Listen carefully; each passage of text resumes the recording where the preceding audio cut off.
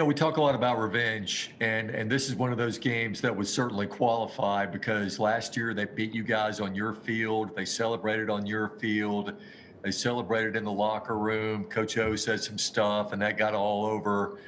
How motivated is this team to get some payback in Baton Rouge? We don't really focus on revenge.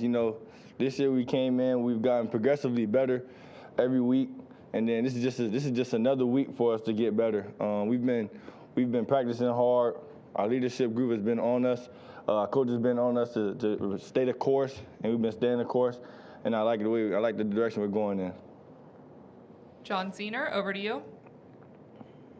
Hey, Jordan, I had two questions if I could. One is, it seems like you are likely to get Coach Saban back on the sidelines if everything goes well. How big a deal is that? Nothing against Sarkisian or any of the other coaches, but still, how big a deal would it be to get him back?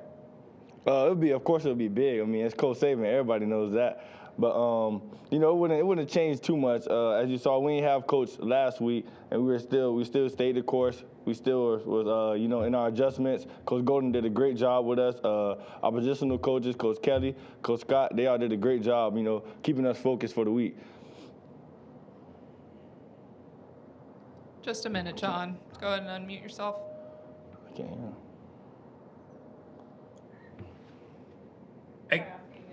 I assume it's still on. I got the floor still. Okay, but how you didn't have a ton of experience last year, but you had more than some of the guys in the secondary. How have you guys developed, and how much have players like Malachi come along as they've gotten some experience? The freshmen that came in, like Malachi and Brian Branch, they came in, ready to work.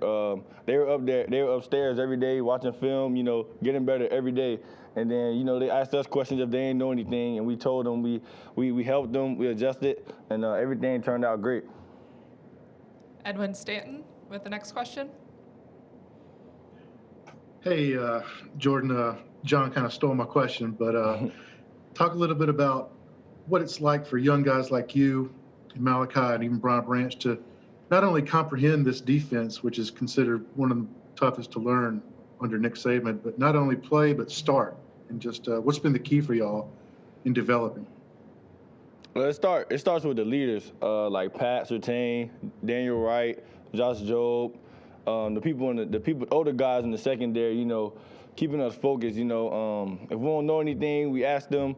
If Malachi doesn't know anything, he's for sure going to ask. He was going to get it down before the game day or the day before the game, actually, and film and breakdown. And that's what we've been really focusing on this year is, being more in the playbook and being more, on course and more communicative on the field. Charlie Potter, over to you. Hey, Jordan, just how different will LSU's offense look without Terrace Marshall? And what have you seen from their passing game as a whole during film study? We all know that LSU has a great passing game. Terrace Marshall is a big piece for that team. But I'm pretty sure they're one of the top schools in the nation. I'm pretty sure they have very many more receivers that could come in and not fill the spot that he had, but fill the spot just as good. And we lost a key receiver, Jalen Waddle, and we had guys step up in that position. And you see the direction we're going right now. So they have good guys over there. So I'm pretty sure they won't miss too much of a heartbeat.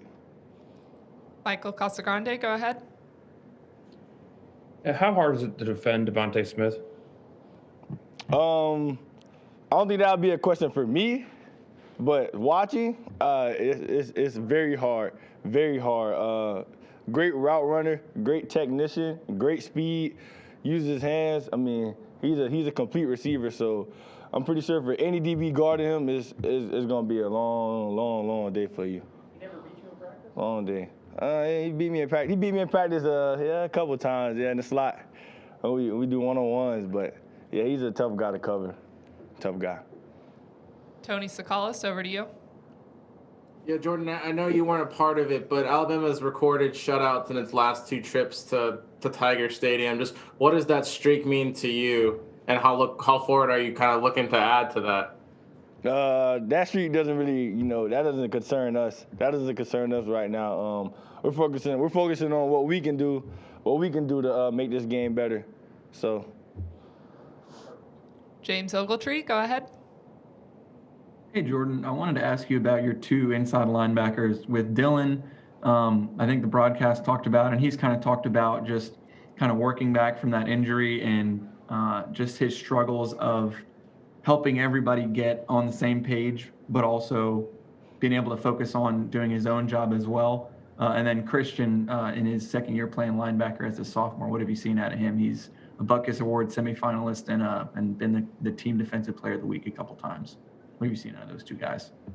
Yeah, I see more of, Dylan helping Christian out in practices, and Christian's learning more from Dylan Moses, and he's actually playing harder and playing faster because he knows more, and then he gets us on track. Christian actually gets us on track sometimes. We go on the field, Christian's telling us, stay up, be communicative, communicate out there, get everybody on the same page. So once everybody on the same page, we all play fast, and it makes us look better. We'll finish up with Edwin Stanton, unless there are any other questions. What do you talk about that interception against Auburn that Brian had? Y'all seemed to recognize that right away and kind of blew that play up. What did y'all just read that right off the bat, or what was going on there? Yeah, that's all film right there, all film. We noticed number 1 and number 12 were their move guys, their motion guys, their screen guys. So every time they're in the slot, it was a focus or emphasis on pressing them and allowing them not to get off the ball. And that's what Malachi did right there. He pressed number 12 and forced a bad throw by Bo, and Brian Branch caught it. Final question. We'll go back over to Michael Casagrande. I just got to ask you, there's a picture, kind of meme going around after an interception was dropped where everybody was laying on the ground with their hands on their heads. But how's your reaction when you see that picture? I laughed very hard. Christian, he going around the locker room showing people, so making sure everybody saw it already. But yeah, we all know he dropped a wide open interception, and we're not supposed to do that. But he's a great player. He gonna maintain. He gonna come back from it.